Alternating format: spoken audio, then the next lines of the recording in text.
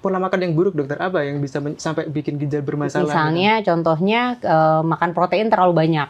Jadi sebenarnya anjuran kita konsumsi protein itu adalah sekali makan itu dia itu 1 kepalan tangan kita. Jadi misalnya kita makan Segini ayam, ya? atau makan ayam atau makan daging gitu. Jadi ya kalau misalnya suka hobi all you can eat buffet gitu yang daging ya, kalau bisa ya jangan sering-sering karena tiba-tiba tubuh tuh dapat protein banyak banget gitu kan. Padahal kan sebenarnya sekali makan nggak sebanyak itu yang dibutuhkan gitu. Baik dokter, kita ini kan juga lagi sedang puasa ya dokter ya. Mungkin sobat sehat kalau nonton ini bisa jadi sudah lewat karena kita di YouTube bisa dilihat kapan saja. Tapi nggak apa-apa deh saya tanyakan. Kalau tadi sudah disinggung juga pada dasarnya kalau untuk orang normal itu aman ya dokter ya untuk berpuasa terhadap kesehatan ginjal. Nah sekarang kalau orang itu sudah punya riwayat masalah ginjal dokter, apakah aman? Nah, kalau sebenarnya sih kita harus tahu dulu masalah ginjalnya apa. Karena tadi masalah ginjal itu bisa misalnya ada batu atau ginjalnya bengkak atau memang nggak ada sesuatu yang menghambat fungsi ginjal tapi sudah ada kerusakan karena masalah lain atau kita sebut prerenal kayak tadi darah tinggi, kencing manis, asam urat atau kolesterol tinggi gitu ya.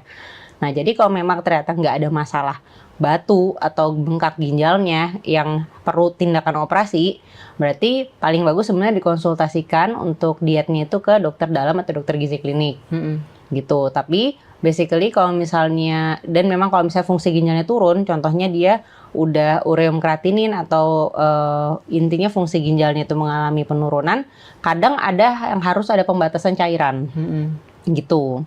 Jadi perlu diketahui baseline ureum kreatinin, terus habis itu biasanya dikonsultasikan ke dokter dalam, penyakit dalam internis untuk lihat apa masalah yang bikin, misalnya apakah darah tinggi atau gula tadi. Jadi itu harus dikontrol dan biasanya dokter penyakit dalam itu akan memberikan rekomendasi cairan yang dibutuhkan berapa gitu. Karena kalau misalnya fungsi ginjal udah mulai turun atau pada kondisi gagal ginjal itu kita nggak boleh terlalu banyak juga cairan gitu. Jadi dan gagal ginjal itu kan spektrum. Jadi dia ada gagal ginjal yang stage 1 sampai 5 gitu. Kalau dia udah sampai stage 5 berarti ginjalnya harus udah gagal nih ya menyaring darah segala macam dalam tubuh. Dia harus cuci darah.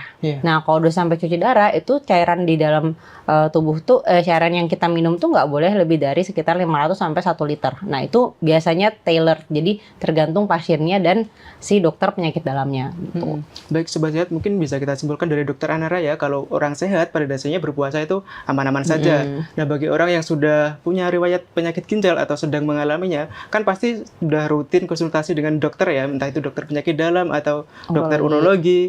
Nah, sebelum berpuasa pastikan untuk berkonsultasi terlebih dulu. Termasuk kalau teman-teman nonton ininya mungkin lebaran tahun depan bisa konsultasi lebih dulu. Download Tribun X sekarang.